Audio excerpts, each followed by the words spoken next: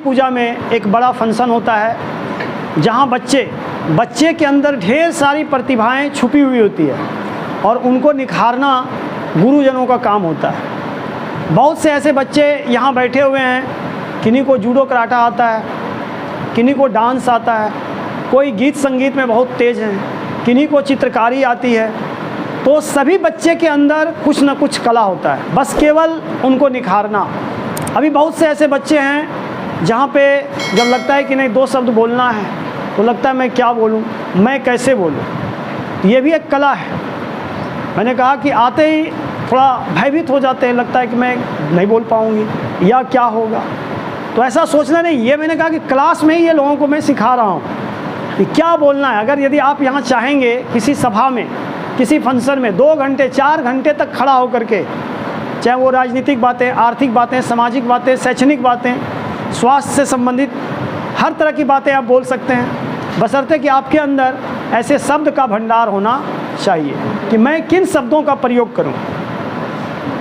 तो अभी जैसे कुछ बच्चों को लगता है कि मैं क्या बोलूं, मैं जिनको बोल रहा हूं सर हम नहीं, तो वो क्या है सर कि ये भी जीवन का एक अभिन्न अंग बन गया है, नहीं बोलना है। मैंने कहा आप राजनीतिक क्षेत्र में जाएंगे, आप नेता बनेंगे, आप मंत्री बनेंगे, तो आप अपने क्षेत्र में लोगों को कैसे संबोधित करेंगे?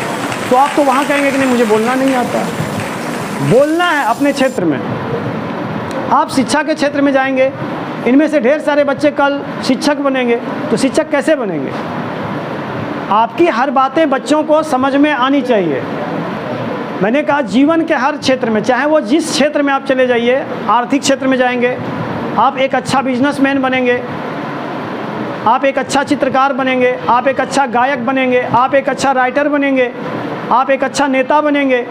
तो हर चीज़ के लिए क्या है, उस क्षेत्र से संबंधित बातें की जानकारी, उसकी पकड़ आपको होनी चाहिए।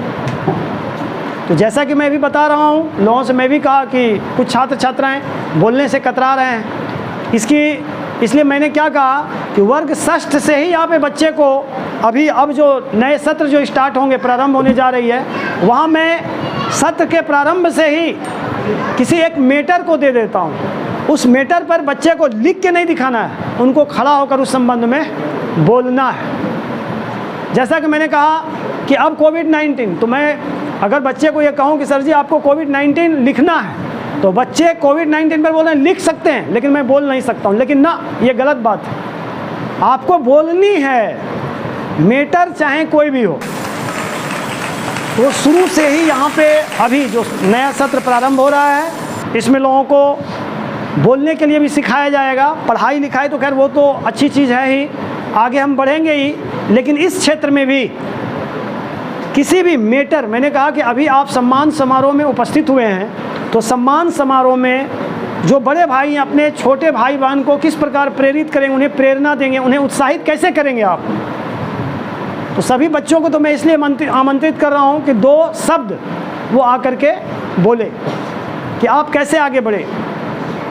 तो आपके रास्ते पर पीछे जो छोटे छोटे बच्चे हैं, आप 12 में गए तो वो 11 वाले, 9, 10 वाले विद्यार्थी वो आपको देख करके कुछ सीखेंगे।